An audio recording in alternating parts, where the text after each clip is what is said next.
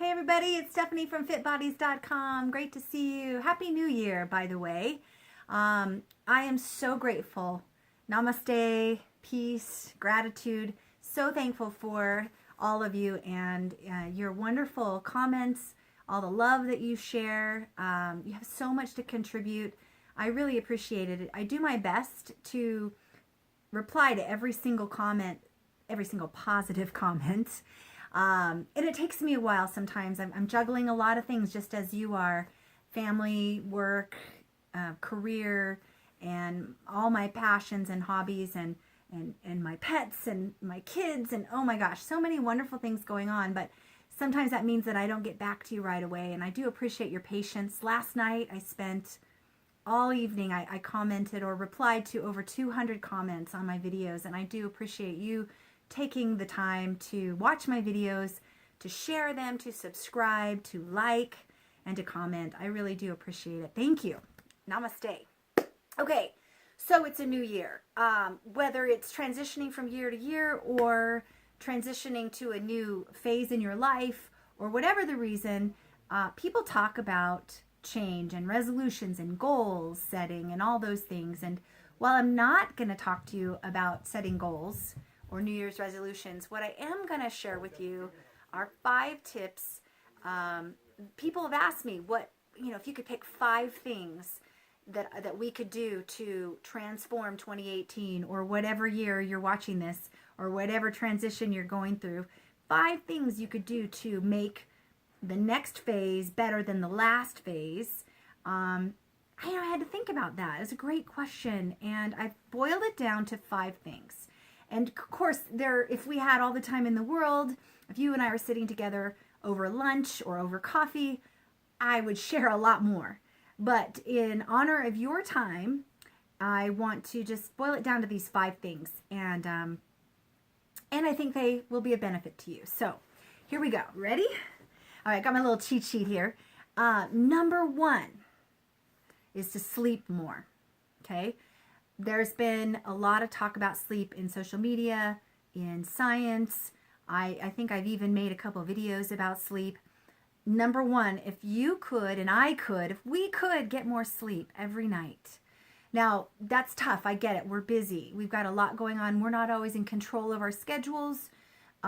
We don't always have enough time in the day that we feel like we can get more sleep. But quick tip on that.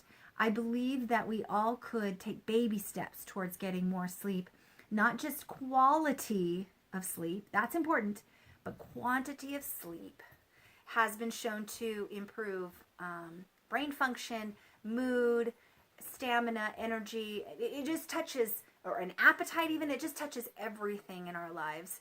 So baby steps, could we possibly think of maybe going to bed 15 minutes earlier than normal? And I think having a schedule is really important. So maybe look at your week and schedule ahead of time. I'm going to go to bed at this time every night. And this night I've got this and this and this going on. So the earliest I could go to bed is this time. But if you plan ahead, you have you have a plan. And if you could take that plan first week and just stick to that plan. And then maybe the second week, take that plan and bump it back, the bedtimes back by 15 minutes. And then the third week, maybe bump it back 5. And the 4th week, maybe bump it back another 5. See where I'm going with that? So after a month or 2, you're going to bed a full hour earlier. And that is my goal for you and for me, to get a full more hour of sleep every night. And I think it will work magic on every other aspect that you have going on. Sleep is a cure-all. I am convinced of that. Okay, so number 1, get more sleep. Number 2, and I think you might find this a little funny, but I'm going to say that a tip for making this next year better than the last is to cook more at home. Yeah, cook more at home. So that means you'll be forced to, and I will be forced to, use more clean ingredients, less processed foods. I'll be in control of portions. I'll be in control of every ingredient that goes into those meals, as you will too. It's more social because I'm with more people in the home. And it is empowering that I have more control over what I'm putting in my mouth. And you too. When we eat out a lot, we spend a lot more money. It's hard to find, even at there's some great restaurants with clean eating, whatever kind of eating you do, your paleo, your keto, your vegan, your vegetarian, whatever it is you're into, gluten-free. I honor that, but those restaurants, those upscale restaurants that serve those foods are quite pricey. So you're going to save money, but you also don't always have control, even though something is advertised as gluten-free or whatever. You don't always have control over what's in those ingredients. So I suggest that we cook at home more. Now, if you are at a loss for recipes or how to go about that, couple of resources for you. You can check out my Pinterest page. I have several different, depending on how you eat, several different boards on Pinterest. It's Fit Bodies with 2 T's. And you can find a paleo one, a keto one, I think I have a gluten-free one, and healthy recipes one, clean eating. Anyway, whatever floats your boat, you can go there and get some recipe ideas.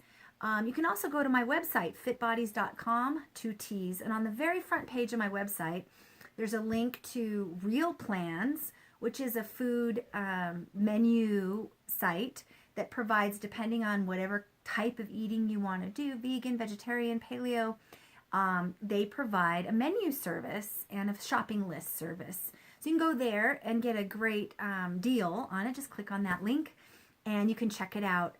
Fantastic meal planning, absolutely delicious meals. I also recommend e-meals. I've used them extensively as I was raising my kids. Fantastic meal planning. So then that takes the guesswork out of it. And you just follow the recipes for the week, follow the shopping list for the recipes for both Real Plans and e-meals, and boom, there you go. Okay, so number 2, cook at home. Number 3, I'm going to sound like a broken record. Those of you who've been following me for a while, but I'm going to say number 3 is drink more water.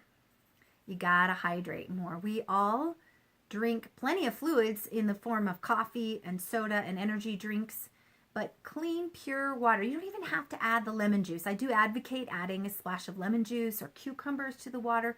Even straight water, however you get it, we all need to be drinking more water. Small sips throughout the day. If you gulp it to catch up, no problem. I'm not going to get caught up in semantics or what's better than the other. Just drink more water. Our goal is, according to what we currently know in science, is we drink half our body weight in ounces of water every day. So if you weigh 100 pounds, you drink 50 ounces of water every day. And I reach that goal if I only reach that goal, by the way, to be completely transparent. I don't drink enough either unless I set out the bottles of water the night before. And so the next day I know exactly how much I need to drink to hit my goal. And beware, don't use plastic, please. Plastic leaches estrogen mimicking properties into your water, and you don't want to deal with that. So drink out of stainless steel or glass, and set out your water the night before. Measure it out so you know exactly how much to drink, and then you'll hit your goals every day. Also helps to have a fitness tracker. I log my water there as well, and it helps me to see week by week how I'm doing. Okay? So number 3, drink more water. Cheat sheet. You still with me? All right, number 4. I'm filming right now. Thank you. Hey. Number 4, breathe and meditate. So this I find is the hardest thing when I talk to people. This is the thing where they just brush it off. Oh, I've tried meditation. I can't do that. It's just not my thing. I get bored. Surprise. It's really important, and a little bit goes a long way. So if you could aim for 5 minutes, I have a whole video, check for it somewhere, but I have a whole video on meditation that'll explain to you the different ways that you can meditate. So I won't get into that, but I will challenge you to 5 minutes a session. I'm not saying 5 minutes a day. Maybe aim for 3 times a week, 5 minutes. And all you have to do is sit in a quiet place And I get it. My house, as you can see, someone tried to walk in. I'm filming. My house is really hard to find a quiet place. We are full of people and dogs. There's always lots going on. And so if you have to climb into a closet and shut the door, or lock yourself in the bathroom, or go into your basement, or wherever, it's kind of wintry now. Maybe when you're watching this, it's summer and you can go outside under a tree at the park. Anyway, 5 minutes to focus just on your breathing and focus on positive thoughts. 5 minutes. If you could do that 3 times a week, oh my gosh, your transition, your new year, your new you will be absolutely amazing. Just 5 minutes 3 times a week. And of course, if you rock that and you want to work up to 10 minutes 3 times a week, or 20 minutes 3 times a week, or 5 minutes every day, however that looks, is wonderful. Okay, number 4, breathe or meditate more. Number 5, we're almost there. Thank you for staying with me all this time. I appreciate your patience. Number 5 is fasting. Implement some fasting into your eating life. That's another one that gets a lot of people, oh, I can't go without food, Stephenie. You're asking a lot of me if you want me to fast. And I used to be the same way. Holy smokes. If I would fast, if I would skip a meal, I would be lightheaded. I would be grumpy, hangry, woozy, and I had to eat. And those people, I used to be that way too, are sugar burners. We have to constantly be eating or grazing to feed our bodies so that our bodies can use that glucose for energy. And I found over the last few years, adding in intermittent fasting, specifically a condensed eating window type of eating into my life, I've been able to flip the switch from being a sugar burner to being a fat adapter. And I'm able to go longer periods of time without eating and still have energy and have clear thinking and be very productive and very strong. I work out fasting. I do everything fasting in the mornings, and I do just fine. I don't see a problem any longer. It took me a few weeks to get there, but this is how it works. Just in a nutshell, the fasting topic could be an entire video on its own, and I plan to do that in the next few weeks. But just a heads up that you could just condense the time that you would be eating into a smaller window, and that's called a condensed eating window. This is what I practice. So instead of eating breakfast right when I wake up in the morning, I stall, or I put off that time. And with my work schedule, the soonest I usually can eat, if I don't eat breakfast, the soonest I eat is about noon or 1, depending on my work day. And that's when I eat my first meal. So I sip my water, because I got to hit my water goal, right? I sip my water all morning. I don't have coffee. I don't have juice or anything like that. If I take in anything, it's just going to be water all morning. And then I eat my first meal, and I eat normally through the day. And I try to eat my last meal at around 7 or 8 p.m. And then my fast begins again all night long and into the next day and up until about 12 or 1. So this is called a condensed eating window. You're not cutting calories. It's not disordered eating. It's simply just taking that time frame that you would eat and just squeezing it closer together. And 2 things. I find that I am managing my hunger better. I certainly don't get hangry. I don't get lightheaded. I certainly have learned to deal with that hungry feeling, and then the hunger isn't really there anymore. I'm able to hydrate and be fine. And number 2, I just forgot. You ever do that? You forget the number 2? Oh, yeah, I end up actually eating fewer calories, although that's not the intent. And I'm not saying restrict calories, but I'm just finding that I'm able to be really careful about what I eat in that window. And I tend to have fewer cravings, and I run out of time to eat the crap that I used to eat. I just eat the healthy stuff, and I'm good to go. So fasting or incorporating some sort of fasting. Now, if that doesn't work for you, you say, no way, Stephenie, not for me. Maybe you could fast one day, one full 24-hour period a month. Or maybe some people I know fast one 24-hour period a week. Or maybe just to start baby steps, maybe you just do this condensed eating window 1 day a week. You pick a day and just eat lunch late that one day.